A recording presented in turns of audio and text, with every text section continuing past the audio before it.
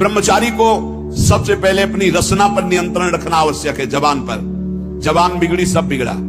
गंदे आचरण वाले, जिनको पवित्रता का ज्ञान नहीं, जिनको केवल अर्थ पिशाच हैं, नाना प्रकार की अपवित्रताएं करके तुम्हें भोजन परोसते हो, गरम गरम तुम्हारे सामने आया, तुम अमृत समझ के खा रहे हो, तुम्हारी बुद्धि नहीं खराब हो जाएगी?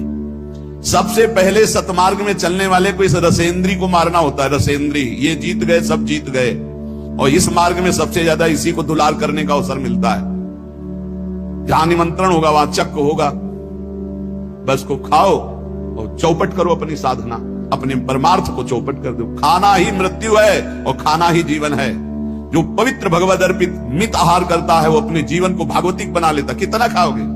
याद रखो, परमार्थ में चलने के लिए रसेंद्री को बहुत शासन में जरूरत है, बहुत शासन की जरूरत है। रसेंद्री, अगर रसेंद्री आपकी छूटी हुई है तो कोई भी इंद्री आपके कब्जे में आने वाली नहीं। भोजन किया जाता है जीवन रखने के लिए, प्राणों का पोषण। और आप ये समझो, जैसे आप 400 ग्राम अन्न पा लिए तो आपकी जीवनी शक्ति उसमें पचाने में कम लगेगी और आपके चिंतन में ज्यादा लगेगी। 800 ग्राम डाल लिया। एक दिन सुना था 24 घंटे में एक मानव शरीर को स्वस्थ रहने के लिए 400 ग्राम अन्न की जरूरत होती, बस।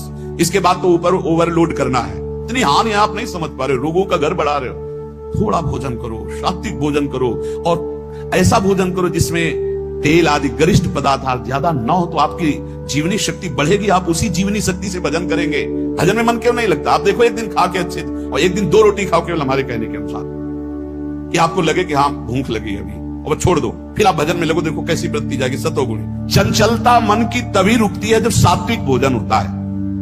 नेत्र की चपलता, बार बार इधर उधर देखना, कानों की चपलता, प्रपंच की बात सुनना, हर इंद्री का ब्रह्मचर्य हमें चाहिए। तो बहुत लाल मिर्च वाला गर्मा गर्म ये ब्रह्मचर्य के लिए सब हानिकारक। उत्तेजक भोजन नहीं, उत्तेजक दृश्य नहीं, उत्तेजक बातें नहीं, तभी संयम से चला जा सकता है।